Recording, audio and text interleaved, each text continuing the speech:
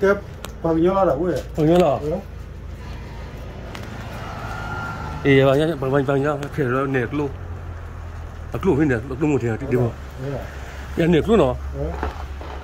Khác luôn rồi. Hả? The steel? Yes, steel. Yeah. No copper? Maybe you call police. Call police. Yeah, call police. Here the girl. Ê, ya chui luôn nó. Anh nẹt luôn một thì không? Anh nẹt luôn đấy. Anh nẹt luôn mà cả. Ê, bao nhiêu phút lẹ? Bao nhiêu phút lo? Khare mo. Bao nhiêu phút? Hồi thả. Bữa nay nẹt luôn. Anh nẹt luôn của. Bao nhiêu phút? Đưa ra quả. Đốt khí vậy nè. Đốt tao có khí bù à. Anh nẹt luôn vậy mà nẹt luôn vậy lo. Chứ còn luôn chứ khi đấy. Anh biết là gì vậy à? Luôn là ủa gì mà ham hay vậy là. Wah, banyak mulai. Kayak lu macam. Customer car.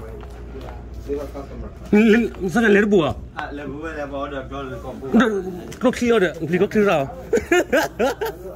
Kau kiri. Wah, saya beli kau kiri. Wah, banyak lebu nak apa? Dia mau lebu ah? Wah, dia mau beli teh, kau beli kau ke me? Hah? Ya, ane kau lagi. Anda buat soccer clear. Soccer clear.